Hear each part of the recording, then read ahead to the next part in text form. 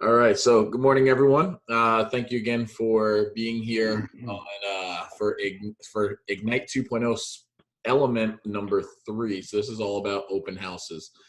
For the last couple of weeks, you've heard myself and Mike do a lot of the speaking, but today we have Eddie Saeed. He's going to be teaching the class on open house today. Eddie is going to be the productivity coach over in Aventura. All right. So he's going to be teaching our these classes every once a week as well.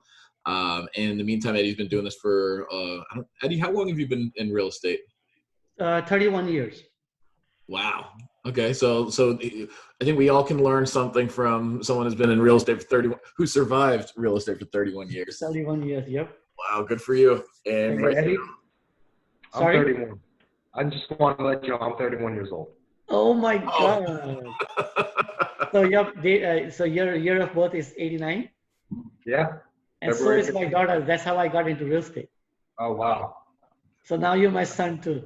In a way. So excellent. So without further ado, just want to introduce everyone to Eddie. Thank you, sir. So you could call this my probably third shift, right? Or fourth shift. So if I could survive 3 shifts before this, that means it's not as bad as people say real estate is.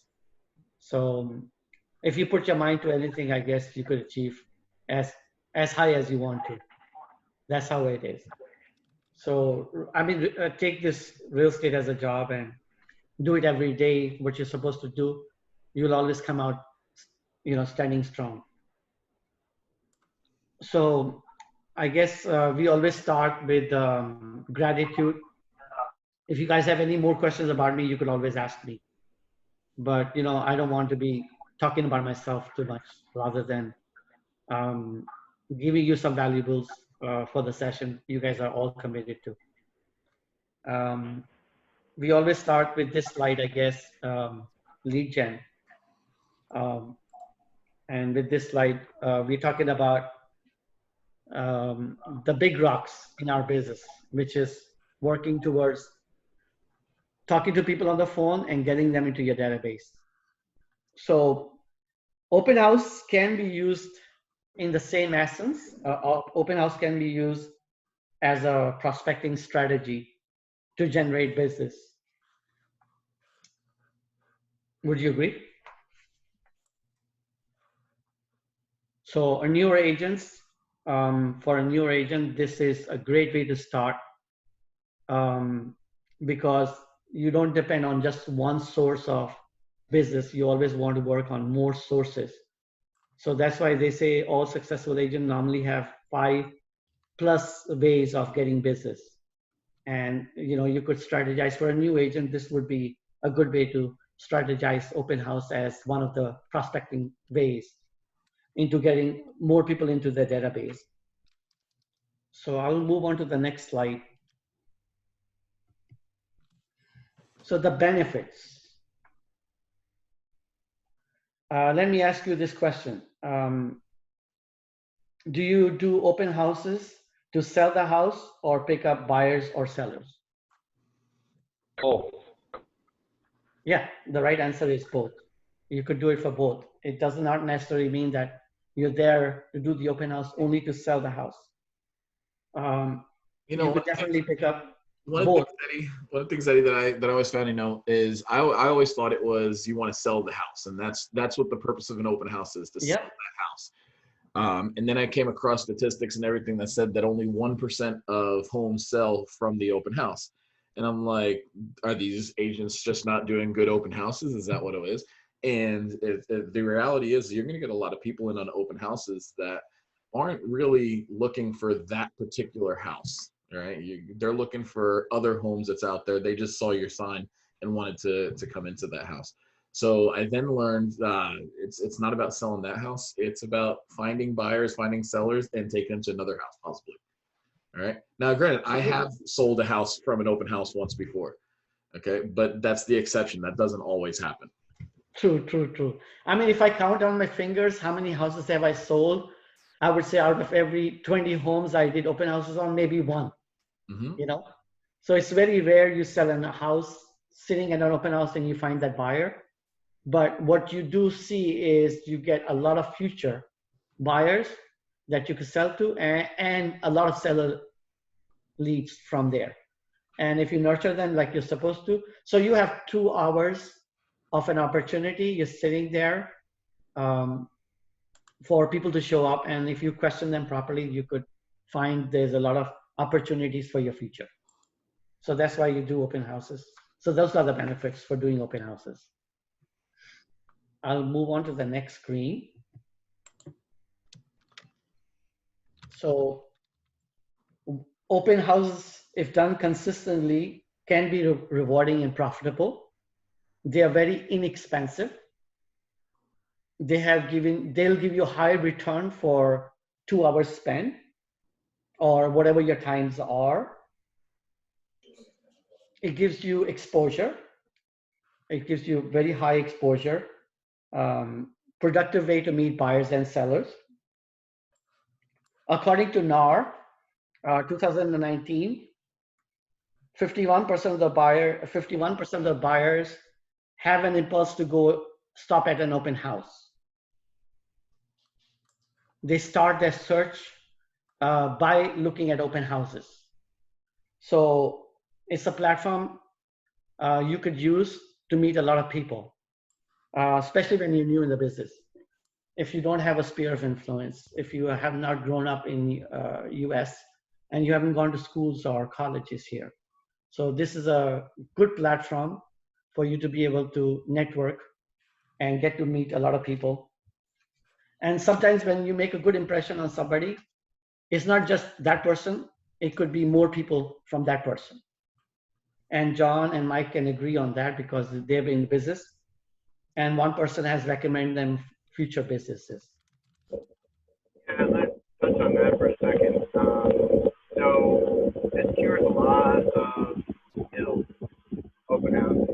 I just moved into this state. I don't know anything. I just entered real estate. I don't have a database. I just need to get started and get some business.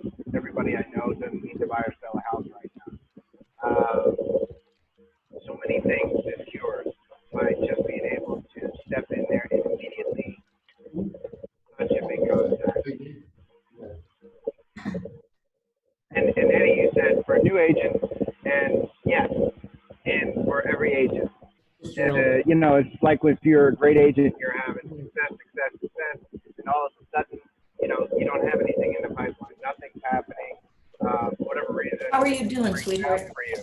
You can go ahead. You can go ahead and step right in here and pick up business immediately. Especially if you're a seasoned or veteran agent, you can step right into an open house and right away display your value.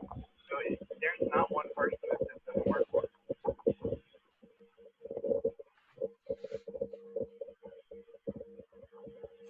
Hey, Mike, you may want to check out your microphone or something like that. It sounds really a little staticky. Yeah, very staticky. Internet connection may be a little off today. Sorry. Did my point come across? Yeah, it's coming across, but staticky. You have to really pay attention to understand you.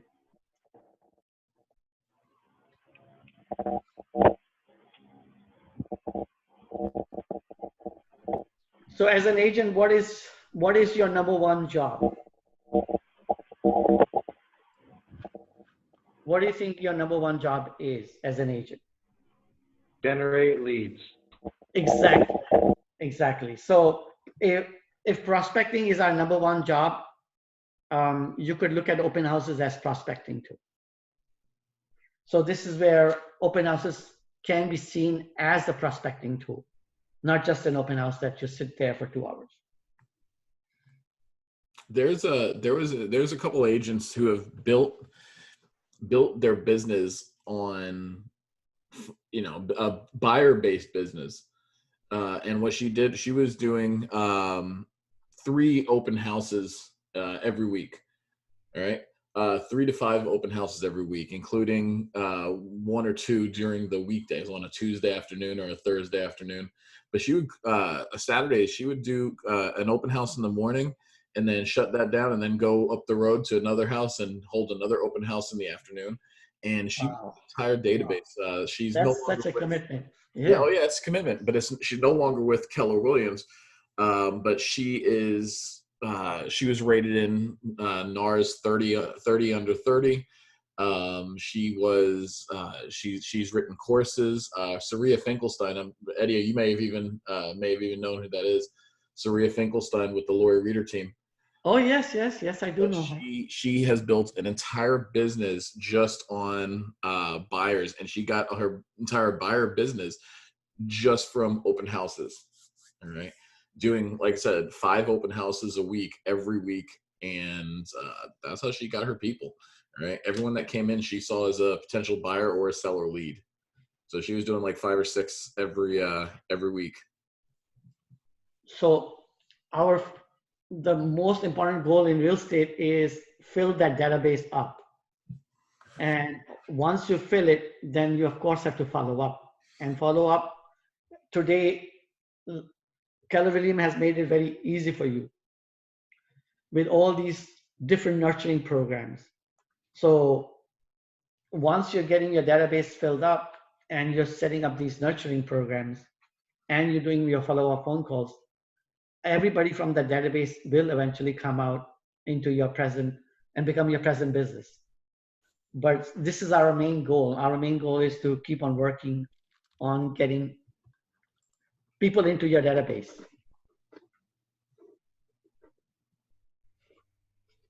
I'm going to go on to the next slide. So to prepare for an open house, there's a model.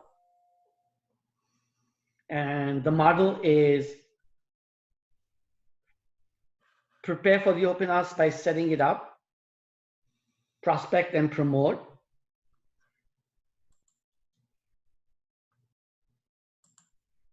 and follow up and convert. John, you want to help me with this a little bit? Yeah. So every open house that I've ever had that was a success, and I say a successful open house being, having several people in here and generate good leads and everything. Everyone that I've had success with has been one that I prepared for well in advance. Okay, whether if I'm having it on a Saturday, I started it at least on a Wednesday or Thursday, even the week before, and start preparing for that. Every open house that I've ever had that has been a complete bust, and I've done a couple where it's just like I spent 2-3 hours in a house all by myself with nobody coming in. Oh my God, it happened to me too. It happened, and. Yeah. What I found on those was the open houses that I failed to prepare for. That was a Friday night. Hey, you know what? Let me go ahead and tomorrow morning, let's just do an open house. Let me go to the Party City, buy a couple balloons. I'll put it on the MLS. I'll make a Facebook post, and that was it. All right. So you can't underestimate how important it is to actually prepare for your open house days in advance. If not even a week, especially if you want to make it a large open house, at least a week in advance. Hey, John. Yes. Hey, John. Sorry. Hi. Sorry. Can I ask a question? Sure. So just talking about preparing for the open house, I'm planning to do a Zoom open house on Friday. Okay. At 11 o'clock. But I'm just wondering, do you think that's too soon? I haven't advertised anywhere yet. I have a call with Tara after our team meeting today to just talk to her about Zoom open houses and how she's done them before. And I'm not that familiar with Zoom other than attending. Yeah. No, I think you're fine. I know you're doing it Friday morning. You definitely want to get out there and prepare and prospect for the open house today. Yeah. What I mean when I say prospecting is usually I like to go door knocking to some of the neighbors. Yeah. Right. Or reaching out to some of the neighbors and seeing, inviting them to the open house. All right. In this case, we can, once you have that link, you remember we spoke about this the other day, once you have an invitation for the virtual open house, putting that into realtor groups, buyer groups, on Facebook, you want to get it out there. Don't make it a secret open house. You know what I mean?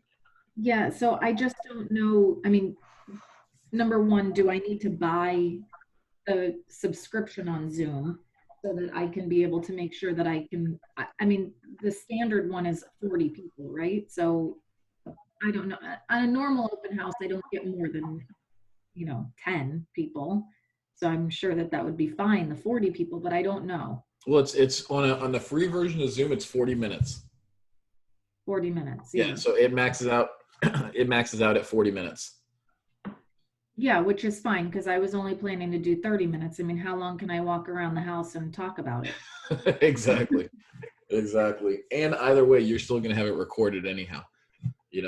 I mean, I'm definitely want to advertise the virtual open house on social media.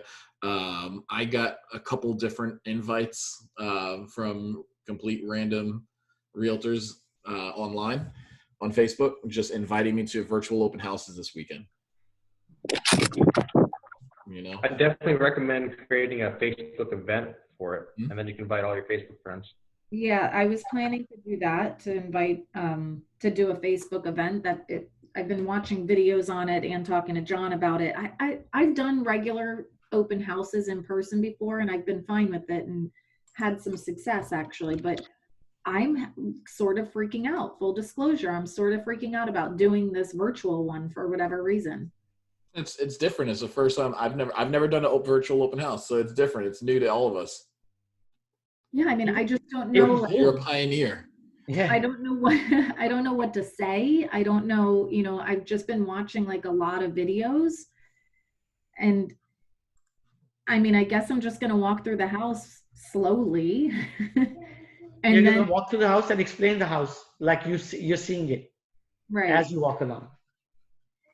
Right. I mean, one thing that one expert had said, just be very careful, don't talk too much as you're walking through, because you don't want to violate any kind of like laws by like puffing or anything like that and making it seem like the house, you may be seeing it one way, but the people on the other end may be seeing it a different way. I think why you have to be careful is because you could be being recorded. Right. Which so I when plan you say to in person, they're not recording you, so it's a hearsay. Well, why don't you practice recording your own home and walking through it? Just state the facts, like, oh, this is the living room. Yep. This is the master bedroom. That kind of thing. Practice open house with us. Yeah. Yeah, And you can practice it with us, Jennifer. You can do a Zoom thing and then walk us through your home, your lovely home, and then just do it during happy hour. Okay. Yeah, that's actually, Jen. That's actually a good idea. Just grab That's a really good idea. Grab a couple people and do a practice. Fix you, and then you could do it. Yeah. Perfect. Better with I have a question. When you do the Zoom open houses, are you supposed to give room sizes at all, or stay away from that? Unless you know for sure the right size. Don't guess it. Oh yeah. No, if you knew the right size. Okay. Yeah. I know in Florida we're not obligated to give the dimensions. I know some states are. Here we're not obligated to give dimensions or anything like that. But you know what? That's actually a good idea, Jen. If you wanted to bring a measuring tape, just in case someone did say, "Hey, how big is that house?" Or how big is that room? Oh, it's a 10 by 12 room. But then instead of just guessing, you just break out the tape measure and find out right then and there. Thank you. That's a good idea. So do you think that I need the paid Zoom? I mean, to have people register, do you have to have the paid Zoom for people to be able to put their information in to join the Zoom link? I don't know. I think that might be a free, might be a premium service. What I told some other people that were saying, should I buy the full Zoom or not? All right. if you're planning on doing virtual open houses or virtual listing appointments or virtual buyer consultations, you're going to need more than 40 minutes. Yeah. Okay. And it's only $15 a month anyhow, even though I know we're in cut all the fat everywhere we can mode right now, you know. Like necessary though. Yeah, exactly. I'm seeing Zoom premium account right now as a necessary evil right now. Just like I have to pay for my internet, I need my internet. I have to pay for Zoom because that's the way I'm getting my business right now. Well, and I almost feel like if you were to be doing it just for open houses and you did just one per month, that pays for what you would have paid for cookies or whatever in, and drinks in an open house live. So Absolutely. You'll get so many more people that want to attend it from all over the world too. And you're not going to want to, with the free version, you're not able to, 40 minutes will go up pretty quickly. Yeah. We've actually been on this call for 37 minutes already. All right. So, the 40 minutes is going to go up pretty quickly. And then all of a sudden, without warning, it just shuts everyone off, boots out the room. Yeah. And you might have a potential buyer that's asking some really good questions about the property. Exactly. Okay. Thank you. I'm sorry. I kind of digressed. No worries. This is all about open houses. And Jen, later on, we can actually talk about some other things. Some other ideas about the virtual open house as well. Thank you. I really want to get some sort of like event added to Facebook and advertise it. If you guys have any suggestions on what websites other than Facebook and Instagram that I should be putting it on, please tell me, because like I said, I'm clueless right now on doing this. Ready for this? I'm going to be honest with you. Besides Facebook, people still go to Craigslist. Oh, really? They do. People still go to Craigslist. These are people that are, that are just trying to, sometimes people will wake up on a Saturday morning, go to Craigslist just to see what garage sales and open houses, where garage sales and open houses are. And they just go there. Okay. All right. So I have no problem. I always put something in my listings on, I always put all my listings on Craigslist as well. It works. Okay. You go on to meetup.com. It sounds like a hookup website. Every time I say that, meetup.com, but it's not. It's just people with like-minded interests. All right. But you can go to meetup.com and put something in there as well. That's actually, meetup.com is how I found my networking group. Yeah. And I've met some really great people in that group.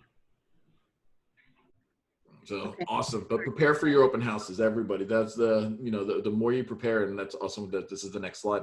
But the more you prepare for it, the better and more successful your open house is. Like I said, every open house that I ever had that was a bust, I planned a day or 2 days before, right? And I didn't do very much preparation for. I just figured if I put the sign in the front, the balloons up, and have some cookies, they will come. And that doesn't always happen.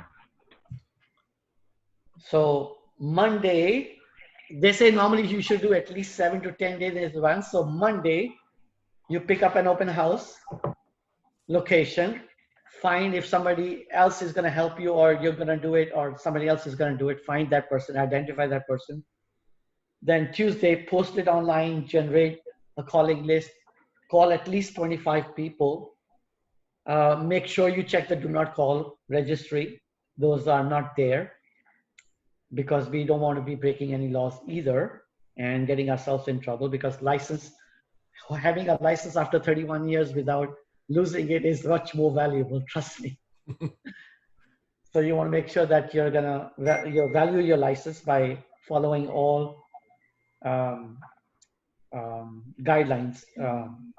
On Wednesday, you could post it online again, install the KW Consumer app on your phone, and put a sign in the yard for the open house. Thursday, you could post it online, invite database, return yard sign calls, and email property-based internet leads. On Friday, you could post it online, prepare market stats, comps, and print out open house flyers. So see how your day is progressing towards the open house. So these are the days where instead of sitting there and waiting for nobody to show up, you're at least getting traffic. Saturday, You could post it online, put the directional signs, don't knock the neighborhood with flyers, prepare for the script, what you're going to say when somebody opens the door, and leave flyer if nobody answers the door either way, but at least be ready for expecting somebody. Now, I don't know if you guys know the script on the door knocking. Do you guys know the script or door knocking? I know a script. I don't know if it's the right one. Is it the an opportunity to pick your own neighbor? Do you know anyone? I think the script they recommend is the script where you could say the person who you're doing the open house for, it sent me to invite you to his house. Yeah, that's so, the same one. Like I would say, like let's say I'm doing the open house for Alan, and I would say Alan told me to stop by your house and introduce myself that I'm hosting the open house for Alan. My name is Eddie from Keller William Aventura office, and he personally wanted me to invite you to make sure you're there. And if you know anybody in your family or friends who like to move in the neighborhood, you can invite them to blah, blah, blah. And then leave them the flyer. Love it. Yeah. So door knocking with a purpose. So this way you're getting those extra people to stop by, you know, and getting their attention. So I want to add a little bit to that. Door knocking with a purpose, and the purpose is to get people to come into the open house, see you, see the value that you represent. The other purpose that I normally door knock for is if I'm going out of that way, I'm going to add people to my database, and I'm going to find out who might need my services. So one of the questions that I'll ask is, you know, it's a great neighborhood. How long have you lived here? Yep. Oh, okay. I've lived here for 10, 15 years. Great. Now I know what my conversation is with that person. Oh, okay. Have you ever thought about moving? Right? So we see that the neighborhood, after a while, every neighborhood goes through transitions. People raise their kids here, and you probably did, right? So I'll ask a question. We control the conversation with questions. You know, how your kids grown, and what's the plan? What's plan B? If they're grown and they're gone off to work and college, when do you plan on moving, right? So who do you know that's looking to maybe buy, right? This house is going to sell, and we'll probably have some more buyers. Who else do you know that might be looking to buy in this neighborhood? Or there'll probably be more buyers here also. Do you know anybody who would like to sell their home? Right, so I'm asking questions because I want to find out where my next opportunity is coming from, and they'll give me whatever answer, right? So yeah, John, do you want to role play this with me real quick? We'll just get it out of the way because I could go on. You want to role play that? All right, I can't hear you though. All right, can you hear me now? Oh yeah, all right. Here we go. So knock, knock, we went through that. Hey, John, I'm Mike Trelongo. I'm with Keller Williams. I'm going to take this open house flyer and I'm going to stick it right in his gut. And that way he has to grab it. Okay. So we're hosting an open house in the neighborhood, and it's going to be tomorrow. So we're running around the neighborhood, just talking to a few neighbors, letting them know there'll be a little more traffic than usual. Just kind of give you a heads up about that. And I wanted to invite you, neighbors selling their home, and they would love to get your opinion of the home as well. So we wanted to invite you to stop by when you have an opportunity. Did you know that we're selling John and Jenny's house down the block? No, I didn't. Oh, okay. Well, good. Now this is something that they want you to pop by and have a look. So I appreciate it. And tomorrow between 3 and 4 is when we're doing it. It's a great neighborhood. I've been talking to a lot of neighbors, and everybody seems to love it. Have you lived here long? I have. I lived here for about 10 years already. Oh, wow. 10 years. So like the neighborhood? I love it here. Yeah, I'm hearing that. I'm speaking to a lot of people that are original owners. They haven't, they've lived here since the place was built. And so 10 years for you though, right? Yeah. Yeah. So John, do you know anybody who is looking to buy in this area? I know that it's a great neighborhood and a lot of the neighbors are saying the same.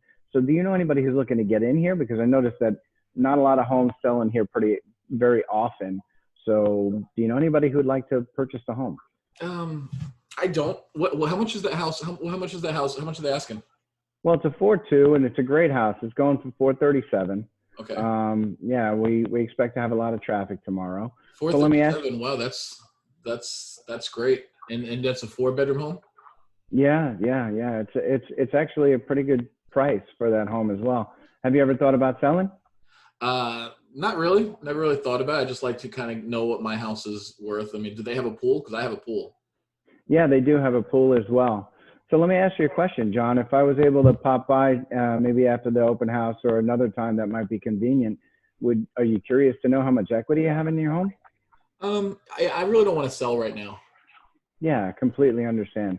Well, thanks for taking a minute to think about that. But when you did sell, if it's 2 years or 5 years or whatever down the road, do you have an agent that you would trust to help you with that process? I think somebody that you would someone recommend. that my wife works with has a sister who's a realtor. Sure, completely understand. And let me ask you, if I was able to provide you with information about your neighborhood from time to time and ask you for the opportunity to earn that business through a relationship, whether it's today or 10 years from now, would you be willing to, So the way I would do that is by sending you information, timely information about the market once a month, and maybe giving you a call every 3 to 4 months just to check in and see how you're doing. I mean, would it be okay if I added you to that group? Yeah, sure. Okay, all I need is your email address. Obviously, I have your home address, which is standing right here, right? Okay. So go ahead with your email address, and I'll just jot that down. abc@123.com. Okay, great. And so I asked you before, do you know anybody who was looking to buy a home? And now I'll ask you, do you know anybody who's looking to sell a home? Because like I said, we'll have extra buyers from this open house. Actually, I think my next door neighbor to the left of us, he was saying that he was thinking about downsizing now that his kids went to college. Oh, next door. Well, I plan on going to visit them as well. But I appreciate you taking a minute to think about that. And John, I'm going to go ahead and send you those emails, and I'm going to send you my app also. It'll tell you what's going on in your neighborhood or anywhere in North America. So if you ever have a need, please feel free to reach out to me. All right. Sounds good.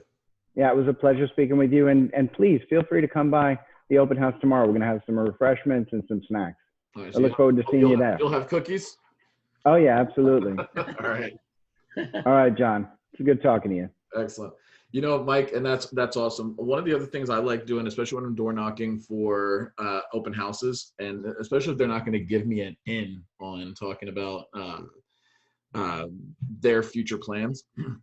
You're a homeowner here, right? You want to know what kind of equity that you have in your home, and we can both agree that when that house sells, that's going to affect your equity. Would you like me to follow up with you and let you know how much that home sells for when it does sell?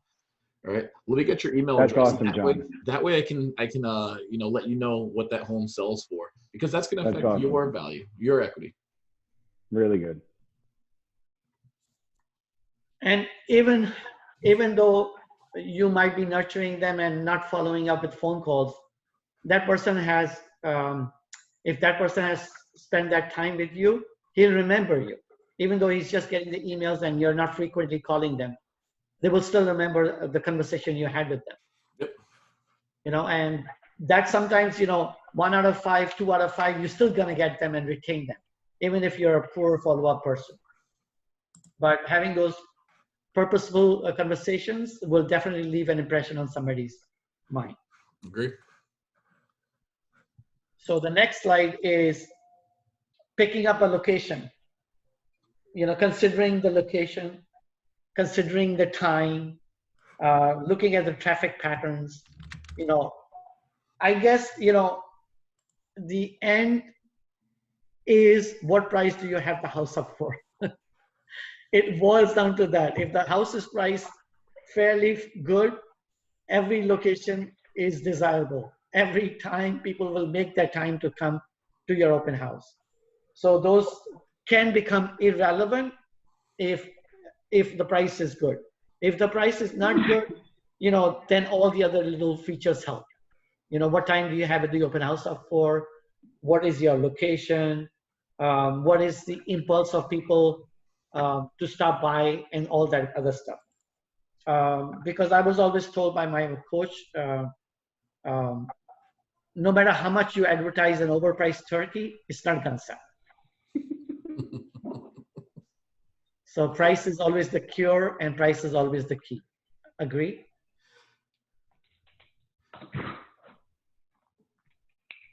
I love that. One of the scripts from Bold, Diana Kokoska, one of her scripts was, she's Mike. Actually, you might know the script a little bit better.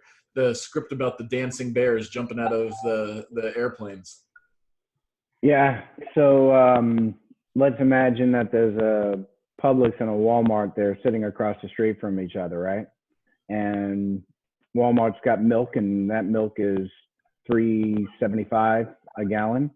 But Publix has Walmart, and they're selling theirs for $7 a gallon. Which milk are you going to buy? So I'll save you the time. You're going to buy that Walmart milk, right? But what if Publix go ahead and had cheerleaders up and down the block where you want to go ahead and get that milk? Would you buy the Walmart milk or the Publix milk? Walmart milk, right? Sure. And what if they had giant neon flashing signs outside saying milk, $7, or even had pandas parachuting out of helicopters with giant signs, and they had those little streamers of popping smoke, and they had all these fantastic things and gimmicks to get you in for that $7 milk? Which milk are you going to buy? $4. Right, exactly. And that's the same thing with homes. I can advertise your home in every different way. I can have pandas jumping out of helicopters with popping smoke and neon flashing signs. And ultimately, if it's overpriced, they're going to buy the other property. Make sense? Yep. So I know for a fact that if you guys today wait. Sorry, I forgot the bow on that. So you tie that up in a bow. So it's important to tie that up in a bow. Yeah. So if I could do all those things, ultimately all it would be doing is telling those people that I'm actually letting more people know that your home is overpriced and they have a much better value in buying the other home. So what should we do? There's your bow. Yep. So I know if John or Mike or myself list a property on a weekend, it would not even stay for the first open house if it's priced right. In some markets, it would just pop Monday, if not Sunday or Tuesday. So the open house opportunity might not even come. But most of the properties which get repeated open houses are the properties which need a lot of price attention.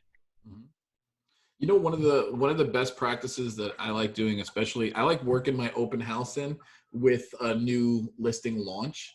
All right. So one of the things and I've done this several times, and I've had great results doing this. And it only really works if your price is, that this is a solid price on your home.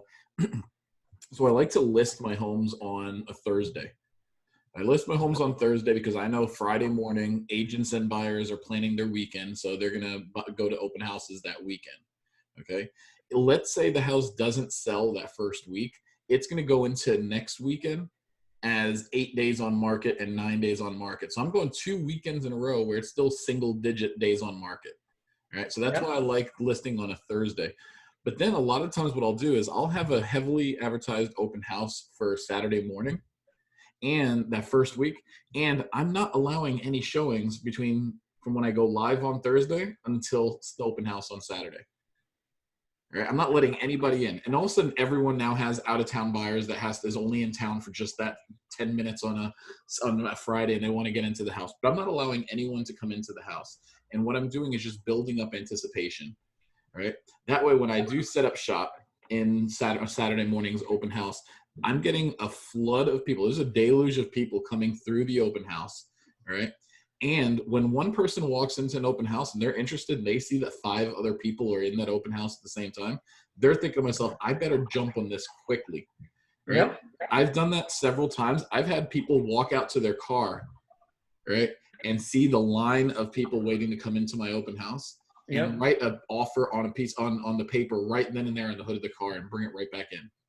That's the way to do it. So I had a seller once in Pembroke Pines who was very who this is one of my biggest success stories with this. He did not want to price the home properly, and finally he ended up saying, like, fine, John, I'll trust you. I'll try it your way. Let's price it well below market value. Let's see what happens. And I didn't show any homes that Friday, that Thursday or Friday. We did everything on Saturday.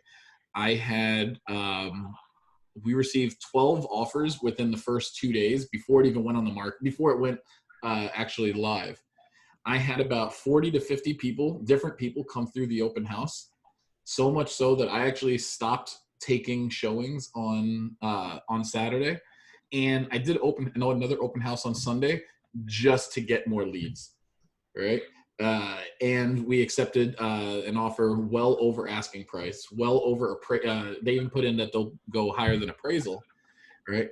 And I walked away with a boatload of buyer and seller leads, all right? Wow. But we had the house sold for within 3 days, and that was just by leveraging my open house with my launch and not permitting anyone to come in. But that only works if it's a well-priced listing. John, let me ask you this question. You said you prefer entering it on a Thursday, right? Because of the way you want to launch it, right? Our MLS in New York, where I was, would not let you, restricted you to making sure that you enter the listing within 48 hours of the date on the listing. Mm-hmm. Is that also the case here? That is the case there. So in the listing agreement, seller instructs broker not to list until next date. Cool. Cool. That way it's not up to me. I have documentation that my seller instructed me to do that. Exactly. And you instructed the seller for the purpose you wanted this. Right. So he understood it and he backed you up on that. Exactly. Very good. Exactly. You can get around a lot of those MLS restrictions, rules and regulations when the seller is instructing you to do those things. Exactly. As per seller. Yep. Makes sense. You can leverage your open house. You can leverage an open house with the launch of a new listing and have tremendous results. Absolutely. Hey, Mike, Warren, that was exactly what Warren used to do. To sell most of his homes within a couple days. All right, so he would list a house, restrict showings, and what you're also, by doing that also, you're going to get people that are just writing an offer sight unseen, just so that they can get into the house on Friday. Oh, I'm gonna show them that house on Friday. You give me an offer, I'll show you that house. All right. So it's a great tactic to use, though. Yeah, another thought is, think about yourself as an agent. When you're going to go and show homes on the weekend, when do you start looking for those homes to show your client? When do you actually set those appointments? Thursday. Yeah, so the majority of agents, and just to be honest, it just is the way it is, majority of agents are either doing this like Thursday at midnight, Friday morning, and begging, I know it says 24 hours, but can I get, right? So Friday morning and even into the evening on Friday. That's when they're booking to see that home as it first. So when do I want to put that home on the market? Do I want to put that home on the market on Monday, or am I wasting my time?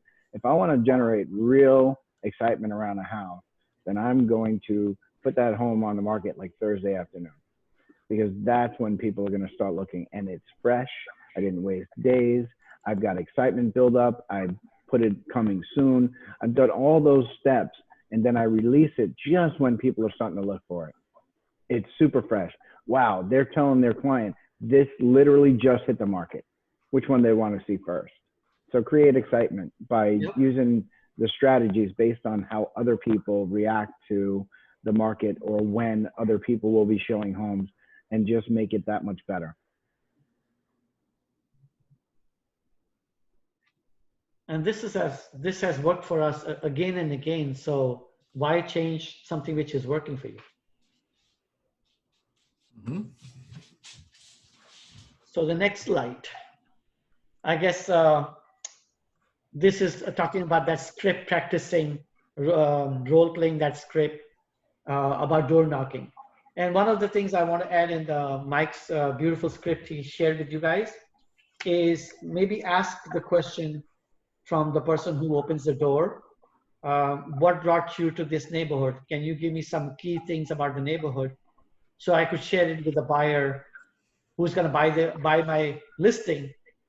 That would also leave a very good impression. And somebody who's living there for 10 years, like John said he was, would know all the good pointers about that neighborhood more than I could. Or sometimes you don't even want to ask your seller that question. You rather use that asking the neighbors and finding out more reasons for people buying that neighborhood. Yep. Yeah. I mean, we are given a job to sell their home. We have to find every which way we can.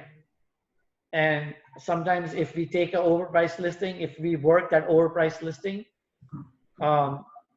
it took me almost like 4.5 months to bring a price down on a house I really, really loved. The moment I walked in, I wanted that house. $110,000 in price before I sold it. But it took me a lot of effort. Every 2 weeks, I was on the phone with that guy, every 2 weeks, until I was slowly but surely able to bring it down $110,000. And then I got a full price offer. Mm-hmm.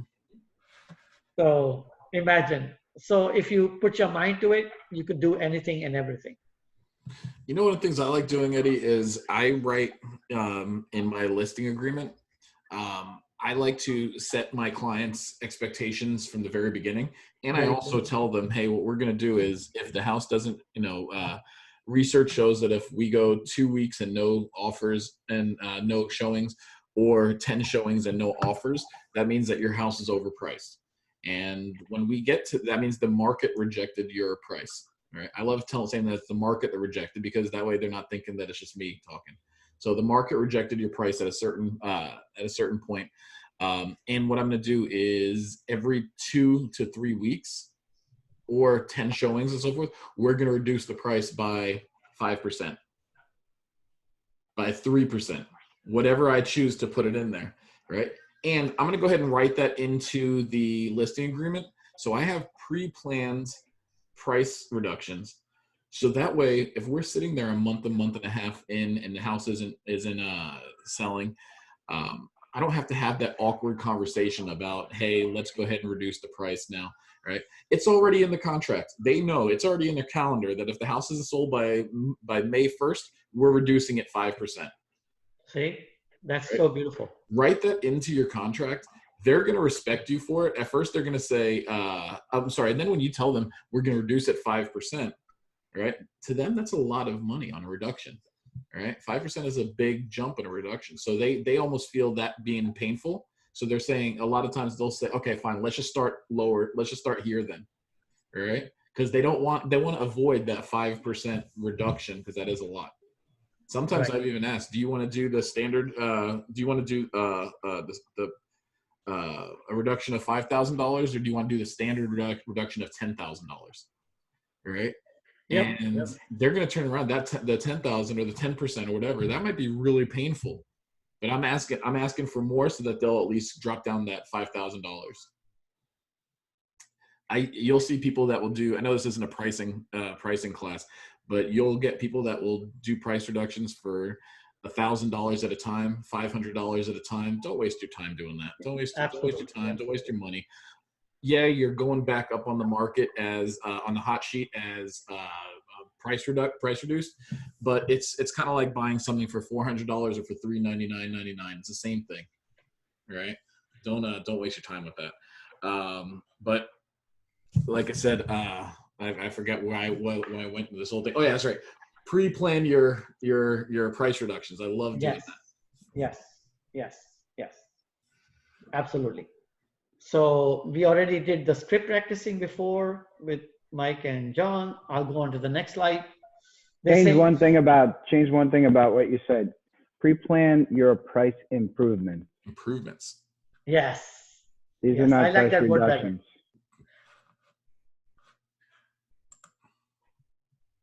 Excellent. Yeah, we are improving the price to sell your home. It doesn't show like it's improving downwards.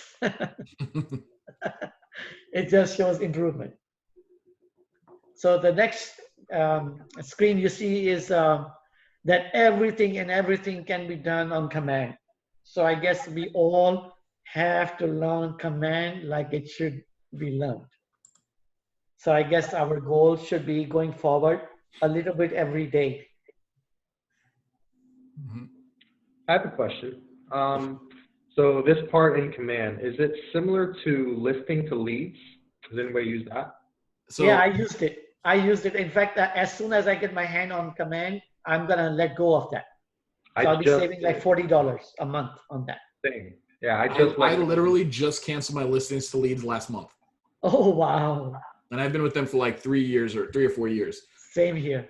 Yeah, it's been 6 months for me. I love what they do. It's great. But if we can already do it, might as well. Everything that listings to leads can do can be done in command. Great. And now it's for free because you're already paying for it, no matter what. Yep. Exactly. I love it. Thank you. What is listings to lead? Listings to leads is this website that no one uses anymore. Okay.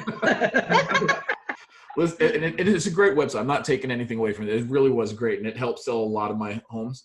I've used it for many years. I've referred it out for everyone for many years. I had an affiliate page, so they even paid me for several years. Okay. And I'm not using it anymore because everything that they did before I can do on command. It basically is a way to market your listing and get it out to a bunch of different places at once. It'll provide, Facebook landing pages can be done in command. It can create Facebook ads can be done in commands. It'll post to Instagram and everywhere else can be done in command. All right. So how about seller leads? Does it have the email to send to the sellers to post there? So no, it doesn't have that, that was one of the things I liked. So I just made that part of what I would do. Hey, seller, here's this Facebook ad. Go ahead and post this on your Facebook page. Here's a blank email about your home. Here, send it out to your people. And by sending out the link, the link with your capture page, when they share it to their friends and their family, and they're still putting in their cousin in wherever is putting in their information, you're still getting those leads. So yeah, it still does the same exact thing. Just copy the URL, send the URL. Mm-hmm. Yep. And the landing page, I guess we used the L2L for the landing page. Now it has the landing page here too. Mm-hmm. Oh, fantastic. Yeah. So L2L was good. It paid it gave its value, but now command will overtake it. Yep. Great. Hey, Jen, I don't know if you're still there. I'm here. There she is.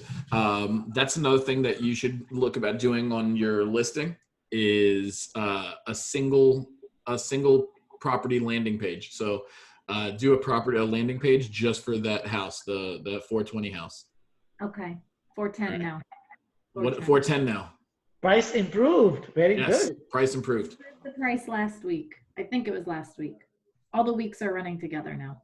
So guys, one of my students came to me and said, Eddie, for some reason, I'm getting a lot of attention on this house, but I'm not getting any offers. So without even thinking for a second, I said, do a price improvement. And she laughed at me and she said, Eddie, I don't think it's the price. So I said, then what do you think it is? And she said, it's the location. So I said, okay, move the house. He says, I cannot do that. I said, well, then all you can do is improve the price. I love that. So it's stuck with her. So now she does not come and ask me that question ever again. That's freaking genius. I love that. That is awesome. But what if you whenever you have that situation, that's the answer. Price improve. So I had a client once that was We had successful open houses. We've actually, Luce, we did an open house together on the Pink House over in Pompano, right? The house was priced around $600,000. It was a beautiful home. It was right off the intercoastal. It was an awesome home. I really liked this home. However, it didn't have a pool. And everyone that walked in was just like, if I'm buying a $600,000 house, I kind of expect there to be a pool. So I told my client, let's make an adjustment on the price for the pool. And since it's valued, pool is valued so much more, right? We're gonna have to make a substantial adjustment. So I said, let's go $20,000 to $25,000, maybe even $30,000 for a pool in here. She says, I'm not doing that. So I said that same exact thing, Eddie. Fine, then let's build a pool. I had a guy come out and give her a quote for the pool, and it was like $50,000 in that area to build a pool. And she was like, okay, I'll go ahead and reduce $30,000. Here you go. I'll reduce 30, but 30. And I'm pretty sure you sold that house, right? And we sold it. All right. Yeah. And we sold it. See? What if they wanted to do like a credit of 30,000? How do you make them understand that an improvement is better instead of a credit? I would just do the numbers, put it together a net sheet for her. I mean, the only thing you can do is just, I like saying blame it on the numbers, blame everything on the numbers. So, if you're going to sell this house for $600,000 with a $30,000 credit, or $570,000, this is how much more you're going to be paying in commission. That's going to help me. But this is how much you're going to be paying in commission, more you're going to be paying in taxes, more you're going to be doing this. At the end of the day, are you more concerned with the amount your house sells for or amount you walk away from the table with? Right? You're going to net this amount of money regardless. And a $600,000 house is harder to sell than a $570,000 house. I like price improvements over credits for the purpose of getting the home sold. Now, granted, she sells at $600,000. My commission is going to be a little bit higher on a $600,000 than a $570,000. All right, so I benefit me. However, remember, we're working as a fiduciary where it's not about us. Yeah. Unless Alan, you have a buyer who says to you right on the spot before the price improvement, I will buy this house if you could get me $30,000 off the price because it does not have the pool. Then you could do that as a credit. As a credit. Yeah, but if the seller's asking, I'm going to try to do it as an improvement versus exactly. Buyer's asking, it's a credit. Yeah. Yes, absolutely. Okay. Absolutely. Perfect. Yeah, with the seller, it's always price improvement. Because we don't know where the next buyer is going to come from or which the next buyer might be. But improving the price will definitely get you more traffic, and more traffic means a chance of getting an offer. Sweet, thank you. There's one thing I wanted to add. My first sold property was to a VA loan, and because it's 100% finance, they preferred the credit. So it's just to keep that in mind. Yeah, absolutely. You could apply both, but with the seller, like John said, price improvement, and if there's a buyer interested and you're trying to make a deal, then anything and everything can be negotiated. You're just letting the seller know anything and everything the buyer is saying and how he's saying it professionally. Our job is not to knock the house, our job is to sell the house. So we have to give them good with bad. Yes, the next slide is when you prospect, when you set up the stage for the open house, what do you expect? I guess you're building a relationship with people who are walking in. So eventually you could get them into your database. That's the whole key and how to do it. I guess signing sheet is one of the things, but now they're saying that we could even do better. We have something in the toolkit, or we could even share our app with them right on the spot. Right? Mike has, because I use the iPad. So I'll have the iPad, and as we're walking out, I just say to them, hey, would you, this, and blame it on the seller again. The seller is requesting that everyone signs in for security purposes. Yep. Okay? I use Open Home Pro, all right, and I give that to them as a service I paid for as a one-time purchase, which now you can actually set up a landing page in Command. So I don't even need to say, I could have saved that $20, right? You get the same exact thing going on. That's one of the things I do. Mike, are you on? I guess he may have stepped away. Mike has an amazing script. I'm here. All right, perfect.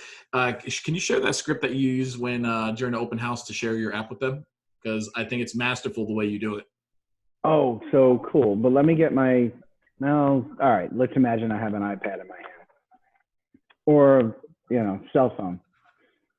It's really better on the iPad, but we'll do it here anyways. Let me just pull up.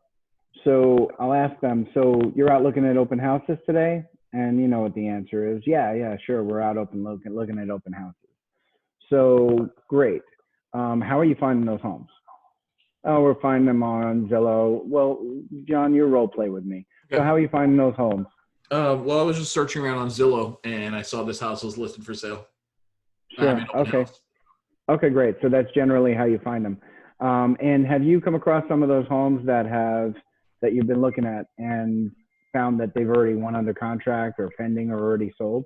Does that happen to you? Yeah, that happens. That's a lot. That's pretty common, generally what I hear. So you're out looking at open houses today. If I was to actually be able to show you all of the houses that are being held open today in this area, would that be helpful for you? Yeah, if you have a list of the other homes that are held open, that would be great. Oh, I can actually do one better for you. So I can actually give you in this area, better than a list, the locations, the times, and everything of when they're being held open. And you can be really specific to just this area. So if you look right here, and I'm just displaying that I have the app in my hand. If you look right here, and these are all live linked to the MLS. So everyone you see is actually active today. They're updated every 15 minutes. So there's not a good likelihood that you'll run into one that's not active and ready for sale. So if you take this little pen here, you can circle all of the homes in this area and it'll tell you how many homes are being held open and what time and the locations. Is that helpful? Oh yeah, that'd be really helpful. Okay, so here you go. Just go ahead and put in your phone number right here and I'll share this app to you. Okay. And I hand them the phone or I hand them the iPad and they put it in. Never had a question, never had somebody say no thank you or anything. They take it immediately and put their information in. Now I've captured the lead. And so, by the way, I'm done here at 3. So if there's a property that you saw but you weren't able to get into, I may be able to set up a showing today or even tomorrow and make sure you get in that house.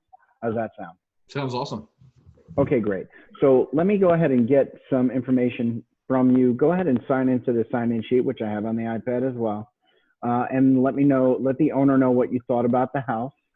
From that, I'll be able to have your contact information and I can actually set up a search for you that is specifically designed looking for just the homes that you're looking for and then weeding out all of these.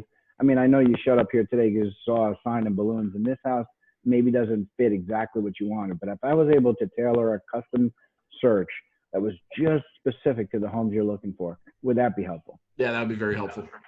Yeah, so this home has 5 beds and 3 baths.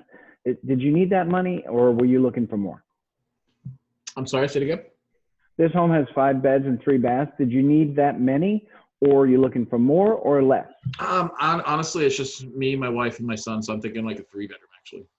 Okay, so a 3-2-ish. What about the pool? This has a pool. Did you need a pool? I don't really swim that often, so no, I don't really need that. More work. Okay. Okay, and this home is on a water.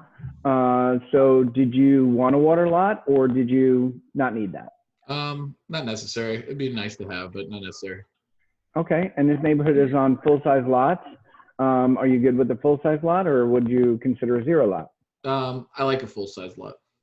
Oh, okay. Okay, and this happens to be a 2-story. Does that work for you or would you prefer a 1-story? That works. And I'll continue qualifying until I have enough information to set up a search. And one of the main questions I'll ask is, are school zones important to you?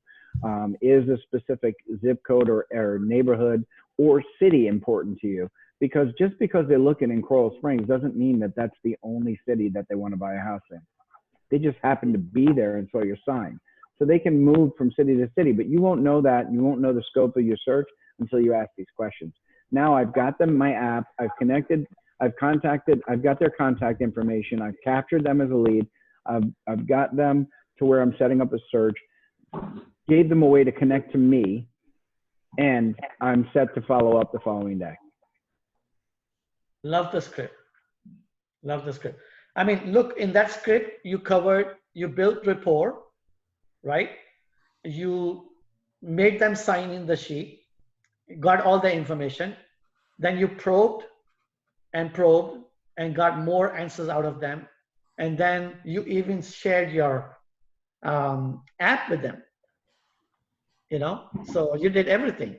This is all in the way of contribution, by the way, guys. I am helping them to search for their house. So Exactly. I've just displayed my value through contribution. It's not me just hammering them with questions. It's I need these answers so I can help you. Yep. So Mike, you did a good job on that slide. Thank you so much. You're welcome. Everybody got that? You have any questions for Mike on that? That was great. Yeah, I think so too. So let's move on. Written out, then we can just memorize it. And well, the good news is this is being recorded, so you can go back and view it on Facebook, and you can pause it and play that over and over again. Yeah. But the thing I heard someone say practice. I think it was Eddie that said practice, and that's exactly what it is. I love how he literally breaks out his. You can't see my phone. There it goes. I love how he breaks out his phone. He breaks out the iPad. He literally shows them. He demonstrates to them the value of the app. And then he doesn't even say, would you like this? He just says, would this be of value to you? Yes, cool. Here, put your number in right in here, and it's going to send you the link. John, how much do we pay for our LIBOR membership a year? Say it again. How much do you pay for your LIBOR membership here in Dade County or Broward County? Are we talking about the MLS?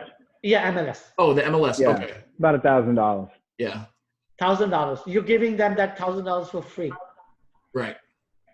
That's the value. It's access. Yep. Access for free. Direct access to all the active listings. Direct access. I was doing an open house with Mike once before, and girl walks in, says she already has an agent, and sometimes that's exactly what it is. They know an agent. That doesn't necessarily mean that's their agent.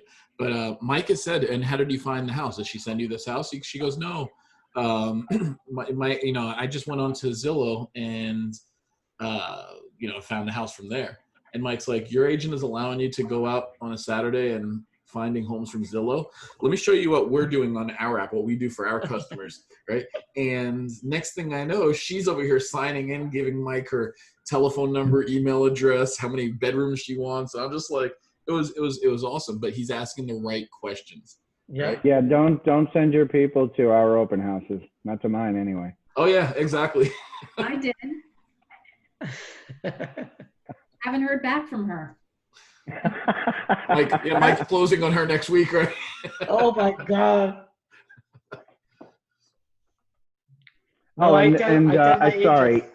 Sorry, I forgot the most important question is, who's your realtor? Because a lot of people, and it's in many scripts, and they'd ask you, are you working with a realtor? And that is a get out of jail free card, because they'll say, yes, I am. And then you're done. So I'm going to ask them, who's your realtor? And that ultimately tells me whether or not they have a solid relationship with somebody. Because if they can't come up with that name like that, they don't have a good relationship with their realtor.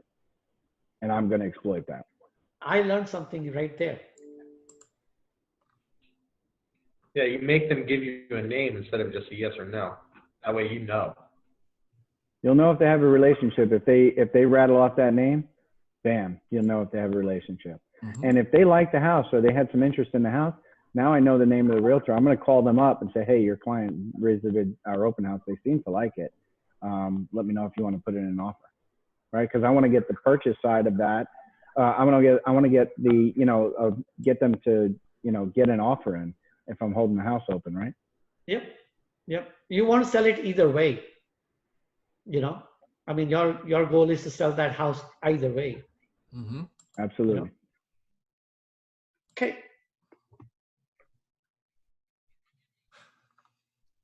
How do you capture the lead?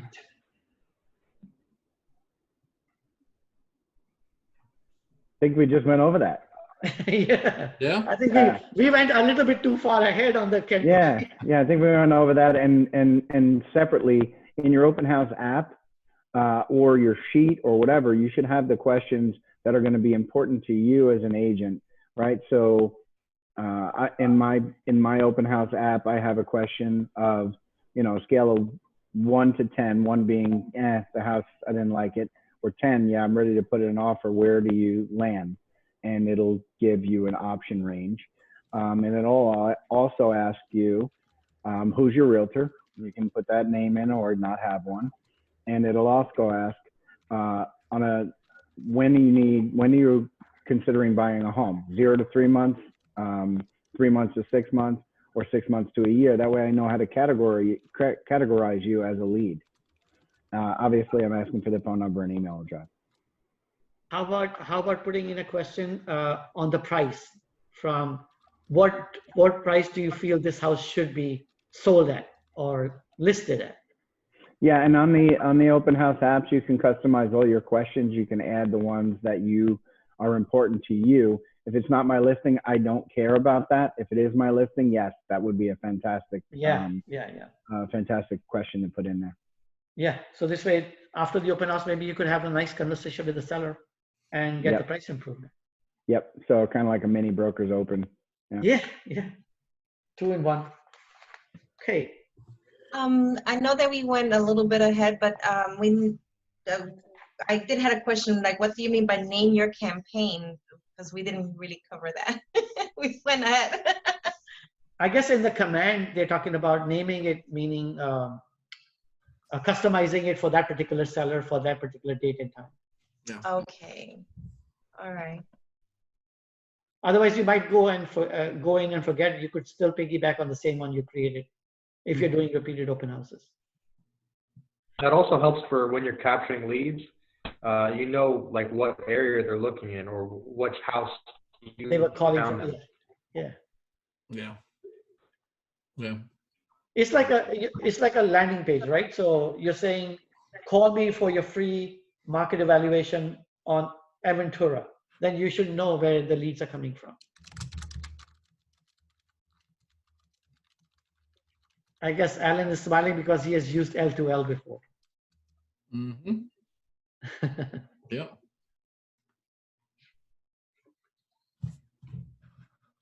So the landing page again is in command. They talk about safety, right? So open house definitely should be something you have to consider. That's why it's better that if you do it in teams, it's better if you do it like a week in advance. That's why it's better that you should know all your ins and outs. One way in, one way out, should not be rare exit or whatever. So all the safety measures you guys can take on this is important. In my last life, I did a lot of safety and security, work and consulting for that and stuff. And when I was teaching a lot of the security courses, it was the hair on the back of your neck doesn't stand up for no reason at all. Right? So if someone walks into your open house and for some reason you have a little uneasy feeling about them, okay, trust your instincts. Okay, always trust your instincts. Very good point. Yeah, I mean, and that's anywhere, not just an open house. I mean, if you're walking in the Walmart parking lot and someone walks up, all right, and your hair in the back of your neck stands up, yes, I have a little bit of hair. So, but when that does happen, you start to feel a little bit uneasy about someone. Trust your instincts. Okay, as a female, I never recommend that anyone does a open house by themselves. As a male also, but especially as a female, because there are some people out there, you know, the sad reality, there are some people out there that are going to see that as opportunity, all right, to do something that they're not supposed to be doing. All right, so always do an open house, even if it's just 2 people together, but always do it as a team. That way, if you're walking in a house with someone, you're showing them the rooms upstairs. Your partner could be downstairs seeing if anyone else comes into the house. All right. It's always, never do it by yourself. I mean, even as a male, but especially as a female, you definitely want to have, at least 2 people there. When it says, and I like what I said, plan, just make sure it's like one entrance in, one entrance out. All right. But also make sure you have your own escape route in case you do have to get out of here. Know which way you're going to get out, what you're going to actually do, right? And I always let people know where you're going to when you're doing an open house, and let them know when you're done with an open house. All right. My wife has done open houses before, not by herself. I think actually with Lucy, they've done open houses together, and it's just like, hey, what time is the open house done? 4 o'clock. I want you to call me at 4 o'clock. I want to make sure that everything is okay when you're done. All right. Your safety is absolutely has to be the utmost priority, because if you're not being safe, there's something happens, you're not selling any more homes whatsoever. All right. So, make sure you're protecting yourself as much as possible. It says charge your cell phone. All right. You want to have a way, don't just be locked isolated in this house where nobody knows where you're at. You have no way to reach out to other people. So charge your cell phone. All right. But take your safety and make your safety first. That's nothing's more important than your safety. You see horror stories on the news about people that will go into open houses just looking for opportunity, and not the good kind of opportunity. So safety first, no doubt about that. Yep. And one of the things they're talking about is don't park in the driveway, because that car can get blocked easily. So there's no running out. So I know it's very easy to jump in the driveway and get into the car. I'd rather park it a little bit far, so this way I could get to it faster. But everything about safety first, like John said, safety first. I have a question. Do you recommend going through the house with people, or letting them just go through the house themselves, even if there's two of you? What I like doing, I like letting them walk around freely. Okay. Mm-hmm. However, I'm gonna be near them. I'm not gonna let them go too far without me, because they may have a question. Okay. I'm not going to walk right behind them and point out every single little thing. Right. Okay. I like to, as soon as they walk in the door, I introduce myself, I build rapport. I just say, one of the things I say is, hey, I just want to give you a quick layout of the property. This is a 4-bedroom, 3-bathroom, price is $400,000. Just to give you a quick layout, you have the bedrooms on this side of the home. You have the kitchens over there. There's also an office over on the right side. Access to the backyard is over there. Go ahead and walk around. I'll be not too far in case you have any questions. And then they start walking around, and then I'll kind of just like, when I see them start looking at the pool area, then I could always just stick my head out and go into, they just refinished this pool a couple months ago and so forth. But I'm not too far from them. But I'm also not right on top of them the whole time. Okay. Yeah, so I'll say it's a case by case. Depends on how they react, how they receive at the front door. And if they're friendly and they are talkative people, I'm going through the house. I'm going to continue that conversation. But yeah, I'm not going to say this is a toilet, right? It's ridiculous. Yeah. But I want to find out more about their needs, and I can do a needs analysis on that walk if I keep a little bit of distance, but yet be there to answer questions. Now, some people are really standoffish when they get through the door. First thing, I'm going to let those people have their space and let them know, hey, I'm right here. If there's a feature or benefit, I'm going to tell them, hey, when you get upstairs, there's this, so have a look at that. And there's an option to do this with this room or whatever. But I'm going to give them a little more space and allow them to get comfortable before, I go into my routine. Okay. Okay, great. Mike and John, one person at the front door waiting for new guests to come, get it signed up. One person showing, that person leaves, the next person goes in. Mm-hmm. Yeah. Yep. I don't mind having a couple people in at the same time. Right. I like it. I don't mind having it. It shows. It Excitement. shows. Yep. It shows demand. Traffic. It shows traffic. All right. Yep. I don't mind having multiple people in. I don't like. Now there have been times. Luce and I did an open house together in Tamarack once, where I was showing like two different people.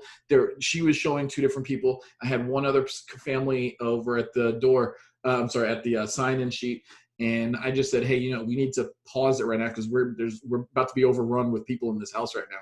you know. And I've gone outside and just said, hey, you know, folks, if we could just give us a few minutes, you know, and then as people would come out, then I'd let people in. But you know, I have had to do that before. We're like, wow, there's way too many people in this house right now for just two of us. I like it when it's busy. Also, going back a few slides, the strategy that I employ for showings, when we talked about how to get it sold quickly, schedule your showings 15, 20 minutes apart. I want people rubbing shoulders coming in and going out when they're seeing the property. So last couple of listings, I had between 12 and 17 showings, and I set those up to where they're just bumping into each other in and out on the way. This shows activity, and it shows them if they had a thought about this house, like purchasing it, they need to get an offer in quick. So you want to schedule those showings in blocks to where they're hitting each other, coming and going. Mm-hmm. Okay. Yeah, it's activity in it, and that's going to get you an offer. Okay. As long as you're keeping it in control. Yeah. As far as other people that you are allowed to have at the open house with you, I was living in Maryland before, and we could have a mortgage broker, or I was actually in the mortgage business. So are you okay to do that here as well? Yeah.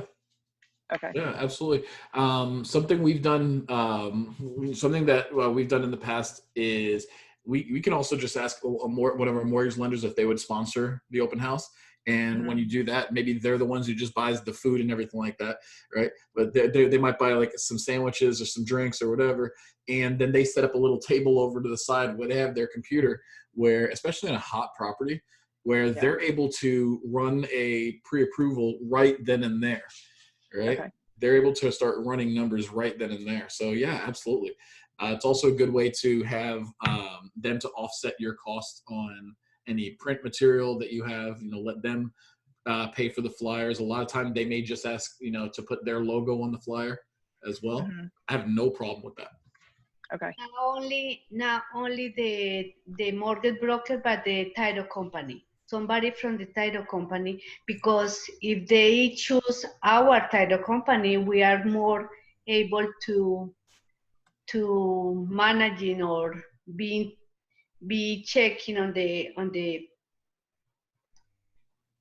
deal. You know, it's better to have both of them.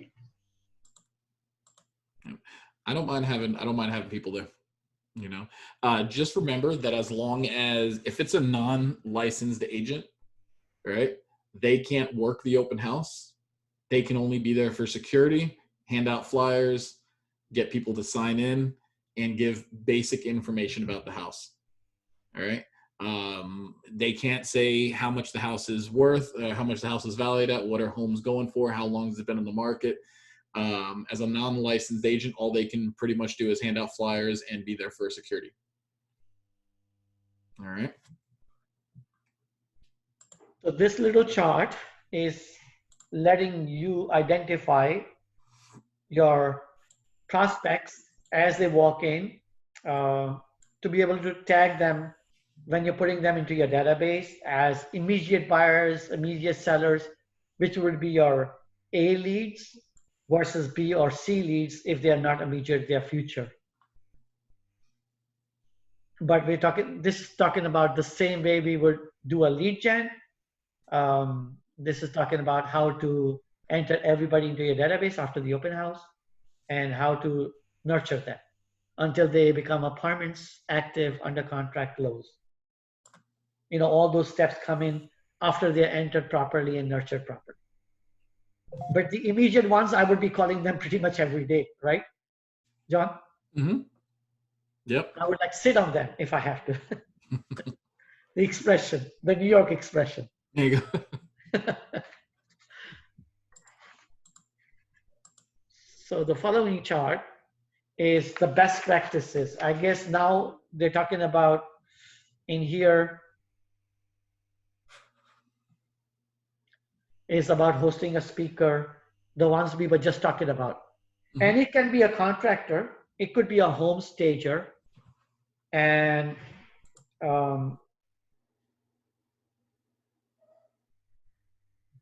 my cheat notes.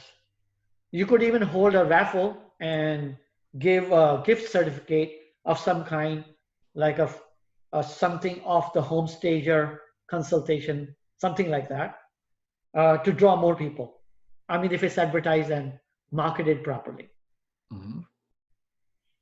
right? Anything to get more people in, anything to be able to get either a buyer for that property you're doing the open house for, or selling something else along the way, or listing something else along the way.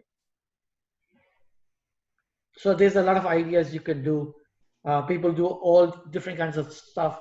Like I would definitely have a mortgage guy there to qualify the buyers. It's like you're at least finding out who is a ready, willing, and able, and who's not. So you're not wasting time with 50 names and phone numbers when only 2 are really qualified to buy a house. You could have a general contractor giving them tips if they're looking to do some improvements in the house, or they're custom designing the house for themselves. At least they will have an idea on the price right on the spot, or a home stager. That is if you're getting salaries while you're there.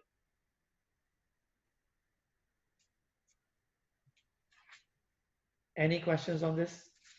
Anything you want to add, John, on this?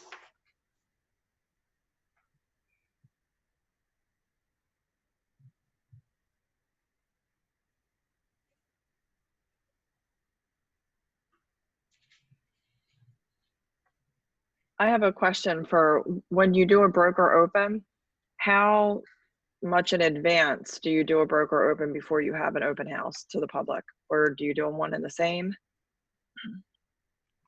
I would do a broker open maybe 3 days before. You could do it on a weekday if you want to, versus an open house on a Saturday. Okay.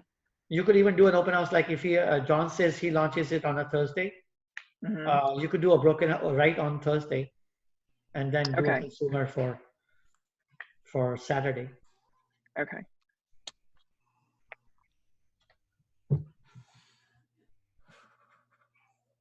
Brokers open. Griselda's asking what's a brokers open. A brokers open is an open house for agents, not just for John Q. Public.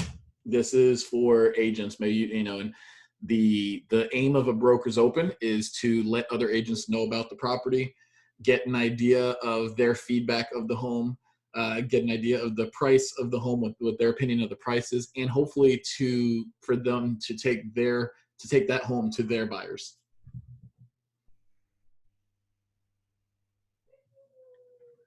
Coral Springs does a lot of brokers opens on Thursdays. Very common practice in New York, the same, Thursdays. And this is like for any agents, like any okay, so it's not like an exclusive for only brokers can see it. Only brokers can see it. Consumers won't be able to see it. Got it. And sometimes they have lunch. Sometimes they have lunch, so Thursdays. Yep. All right. So this way you get a little idea on how you priced it. They'll give you some ideas, and then you, at least subconsciously, you'll have your seller ready. What's coming up next on the price improvement?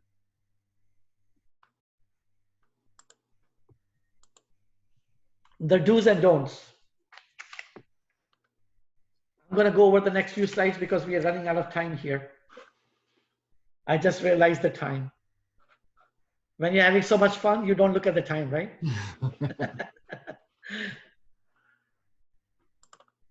So the do's and don'ts, if you guys want to quickly look at it, and if you have any questions. That's a good one. Don't leave valuables exposed. I tell my seller, I prepare my sellers for when we're doing open house. Most of the time we're going to be with them and everything should be safe. People aren't going to necessarily go stealing everything that they see.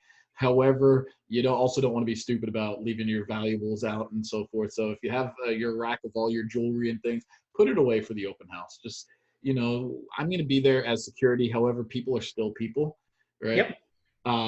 Medication as well. That's awesome, Jen. Thank you very much. Hide your medications. Okay.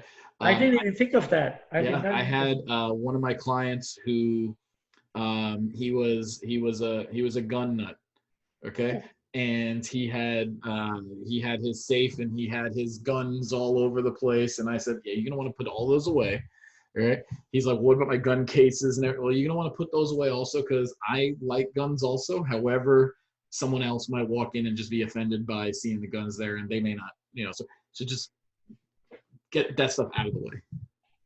Makes sense. Okay. The next slide is best practices. So this is what they're talking about, being prepared. I mean, the sellers might leave a little bit sloppy house. So go in prepared.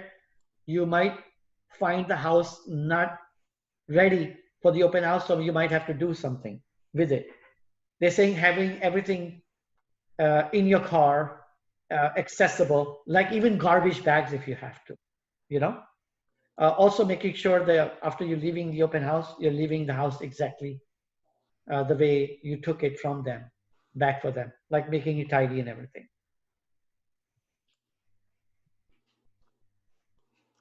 How about having some extra listing folders in your car just in case you come across sellers? You know, having being prepared that you might come across some sellers, so having your whole presentation ready with your listing, MLS form and whatever you guys make them sign, disclosures, and all that good stuff. Just in case with an hour difference, you might be running to a listing appointment right after the open house finishes.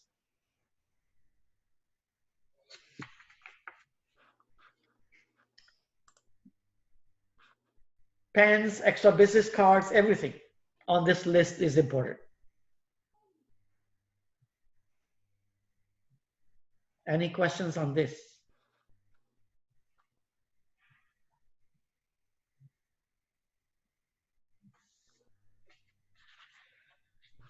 The next slide is talking about follow-ups.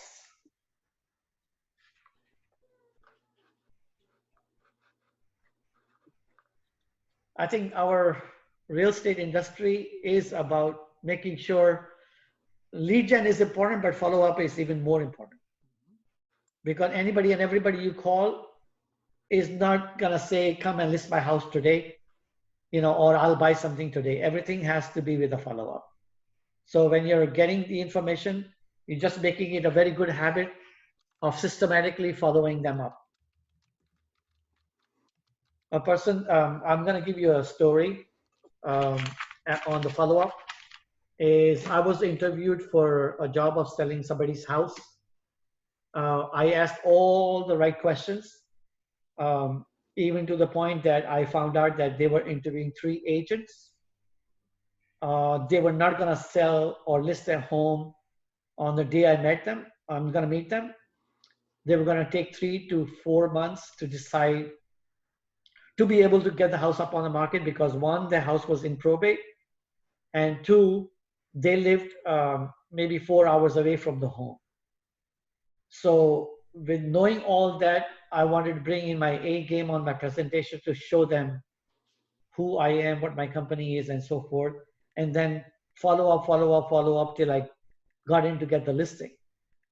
So when I finally got in 3 to 4 months later to get the listing, the question I asked after I signed the listing and I put it away, and I made sure I put it away before I asked the question, I said, Mr. Seller, why me? I know you were interviewing 2 other agents. Why me? And she says, you're the only person who followed up consistently. One guy stopped after 2 calls. One guy stopped after 4 calls. You were the only one who consistently followed up. So I figured if you're doing this much effort before you even got the house, what will you do after I gave it to you? So see the importance of follow-up? And I have a lot of examples like that in my 31 years, a lot. So like sometimes when something is working and you know it's working, you always want to share it. and you also want to make it your habit. So follow-up is very, very important. John, agree? Agree, 100% agree. This business is all about the follow-up. And after an open house, you have an amazing, really, really super easy script that you can use. You have a reason to call them back. And that's just, hey, thank you very much for coming to my open house yesterday. I just wanted to follow up with you and see if you had any questions about the property or any feedback that I could provide to the seller. All right. No, I'm not interested in the property. Great. What did you think about the price? What did you think about the stuff in the inside of the house? You're calling, getting feedback for what their experience was at the open house. And then you turn around and say, okay, so you said you're looking at this one is too much for you. Were you looking at the 350 range? Yeah, great. Let's have a conversation about that. And then you go right into them. But your reason to call them is getting feedback on the property. And your goal is to get more information so that you can take them and find a new client for life. Can I ask a question in editing? So there's a woman that I met, a guy and a girl that I met at an open house, and they're actually the people that I had sent over to your open house that day. Okay. We went back and forth talking for a few weeks. We had an appointment for her to meet me at the office to do a buyer consult. She canceled the morning of. I continued to call her. I spoke to her probably 2 times after that. She kept blowing me off. I've sent her the lead resuscitation email that you had sent me. Okay. And I still haven't heard back from her. It's been probably 2 months that I've been chasing her. I mean, how long was it that you guys had that open house? About 2 months ago, yeah. Yeah. So, I mean, at what point am I like stalking her at this point? Am I still doing a good job, or should I leave her alone? Until she tells you absolutely stop calling me anymore, stop reaching out to me, I'd continue reaching out. I was going to say the same. Yeah. Okay. So you follow up until she buys her house with somebody else. She buys a house with somebody else. She files an arrest, a cease and desist order against you, right? Or if you die. Not even if she dies, because if she dies, then you're going after her family to help them, all right? Okay, so I sent her that the lead email, the resuscitation email last week. Should I call her this week, or should I give her one more week? I give her another week. Okay, so call her next week. Yeah. Okay, thank you. See, she's appreciating you without you knowing it. I'm sure she is, Eddie. I hope that you're right. No, that's how it is. People feel guilty when they cannot call for one reason or the other later on. Like, look how this girl is making such an effort and I'm being such a jerk. Yeah. That's how they feel subconsciously. So keep on doing it. She's such a strange demeanor. And I feel like I get awkward when I talk to her even. Because I wish you had a lot of maybe 50 other buyers. I would say stop calling her. But when we don't have in abundance, then what can we do other than, make something out of our time? Yeah. Yeah, true. Thank you. Hey, Eddie, I'm going to just suggest if we could just go quickly to Ahaz, only because I was going to say their team meeting now.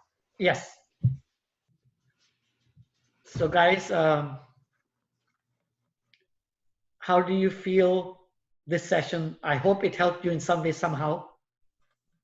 I'm also there for you guys if you need my help after the session, because John has to go, so I'm not going to take too long. But I hope you got one thing out of it, which is the point here.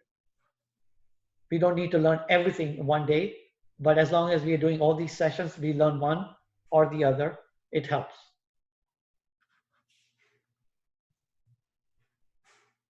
I agree. I learned a few new words today. Cool. You're getting a real estate crash course, and I love it. Yeah, I really am. You're going to be a top agent after this. Absolutely. From your mouth to God's ears. Whoop, whoop. The first 3 months in a real estate agent's career are critical. If you guys put in your 100% in the first 3 months, you could be flying high after that. I'm gonna give it 1,000% then. Love it. That's it. I'm skyrocketing. That's my goal. Thank you for the opportunity. I'm part of your family now. Coming to Florida was a big scare for me, but this was my goal, and I'm here. And I'm finding the Waxman Group very cool, better than my old family in New York. Very good, very good. It's great, three great market centers. Yes, I love it, and hopefully we'll grow and become even better every day. Absolutely. With each other. Awesome. Well, Eddie, thank you so much for taking the time for today. I really do appreciate it. Everything was great. A lot of great information. My pleasure. And for everyone else that's attending, thank you so much for your insight as well. We're going to jump over to the team meeting now. But great job, Eddie. See you at the team meeting. Yep, this is going to be recorded and on Facebook and on YouTube. All right. You got it. Take care, everybody. Bye, guys. Great day. See you in a minute. Thank you.